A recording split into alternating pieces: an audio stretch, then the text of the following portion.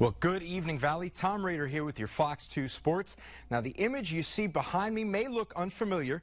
It's a scoreboard for the sport of cricket.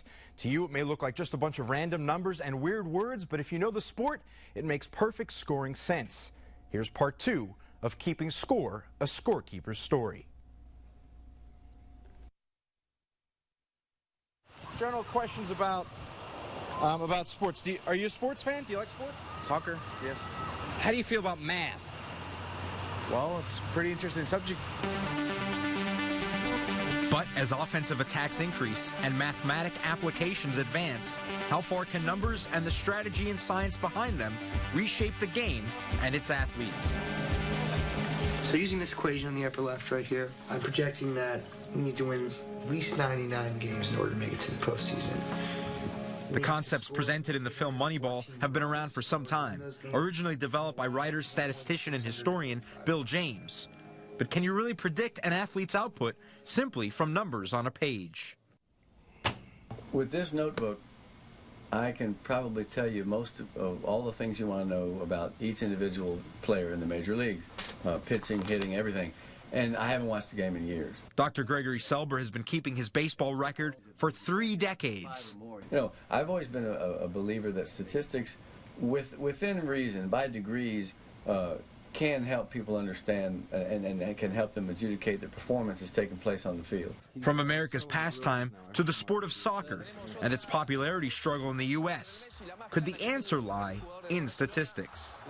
There's not as much statistical record that it makes it easy to follow. I mean, there are some statistics in soccer, but, you know, if you look at baseball numbers and the number of points scored in basketball, I think it's pretty obvious that we're more used to sports in which there's more record-keeping, more score-keeping, more what we consider action. Well, the thing is with soccer, I mean, it just depends on what pace is available for the coach to play on, whether he wants to play an offensive game or a defensive game. Ray Silva serves as UTPA's number puncher and sees the need for scoring balance to maintain fan interest. People like to see scoring, yes, and people like to see their low scoring. So it kind of has to balance out in both ways for the common fan in perspective. And he gives insight into the power and control that those behind the numbers have on the game. Basically, we're like another set of game officials. When the officials tell us when to stop the clock, when to start the clock, it's just we're just another set of game officials for the actual game officials who are out there making the calls. The Scorekeeper's story shows us that athletics and arithmetic work in tandem. It's no substitute for the visceral appreciation of sport. I mean, forget about the numbers for a minute. Watching someone, drive off a dribble and dunk the ball is incredible. We love it. Watching someone run over somebody at the goal line, that hits us where we live. No matter the numbers and science behind sports, it will never cease making memories. Obviously, that first championship and the three-point shot in 2009 with the Vipers. That I remember watching was the Dallas Cowboys and the Buffalo Bills. I think back in '92, '93. And they had the Cowboys had the largest 10 or 11 runs in the game. Fred Lynn's done it.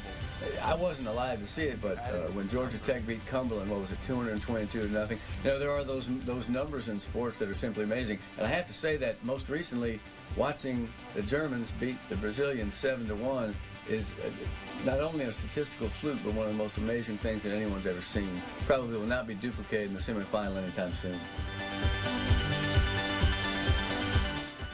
All right, thanks to everyone who helped put that story together. Special thanks to Dr. Gregory Selber. Be sure to check out his book, Border Ball, The History of High School Football in the RGV. Ask for it at your local bookstore, and watch out for his new book about high school basketball due out early next year.